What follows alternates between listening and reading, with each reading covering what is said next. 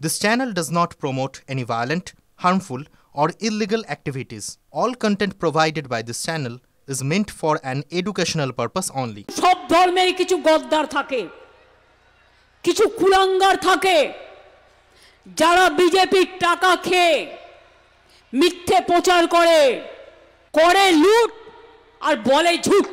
ভেতরে ভেতরে যোগাযোগ রাখবে আমাদের কারো কারো সাথে, সাম্প্রদায়িকতা করবার জন্য টাকা দিয়ে ফান্ডিং করবে আর তৃণমূলকে দোষ দেবে। এটা হবে না।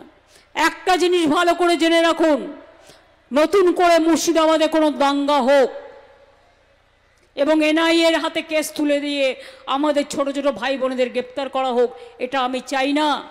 উনি ঠিকই বলছেন, দাঙ্গা কেউ করলে ওনার প্রশাসন কিসের জন্য আছে? যখন বেলডাঙ্গাতে আল্লাহর নামে কুৎসা করলো সায়ন হালদার, তখন ওনার প্রশাসন কি করছিল? যখন নবী সাহেবের নামে দিল্লি থেকে নুপুর শর্মা করলো, তখন ওনার ওসিরা মুসলমানদের এইটুকু অধিকার উনি দেয়নি। 10,000 লোক রাস্তায় মিছিল করেছে, সেখানে আরএসএস এর লোক মিছিলকে অ্যাটাক করেছে। ওনার প্রশাসন কি করছিল, কি ভূমিকা ছিল? কোনো দাঙ্গার প্রশ্রয় কখনো দেবেন না। বুক পেতে শান্তি রক্ষা করবেন, তবেই তো শান্তিতে বসবাস করবেন। কেউ কেউ টাকা খেয়ে ইলেকশনের আগে বিজেপির তাবেদারি করে, তারা হচ্ছে দেশের শত্রু। এসব দেখবেন না। এসব দেখলে মাথা খারাপ হবে, নেগেটিভ চিন্তাধারা হবে। সবসময় পজিটিভ হতে হবে। একটা ধান পচে গেলে সেগুলো সরিয়ে দিতে হয়, তা নাহলে সব ধানটা পচে যায়। আজকে খুব মনে পড়েছে সাম্প্রদায়িক দাঙ্গা আমরাও জীবনে করিনি।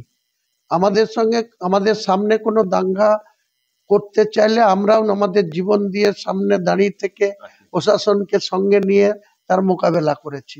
ওনার সূর্যকুমার যাদব এসপি ছিল, ওনাকে ফোন করে জেনে নেন। রাজা সরকার ডিআইজি ছিল, উনিও রাজু মুখার্জি ওসি ছিল, উনকার উপর হামলা হয়েছিল, তার পাশে কে দাঁড়িয়েছিল উনি জেনে নেন। ভালো করে জেনে একটা মুখ্যমন্ত্রী তার এসব কথা বলা উচিত। কিছু পোকামাকড় উড়ে আসে, তারাও তো প্রকৃতির জীব। পোকামাকড় আসলে আমরা সরিয়ে দিই।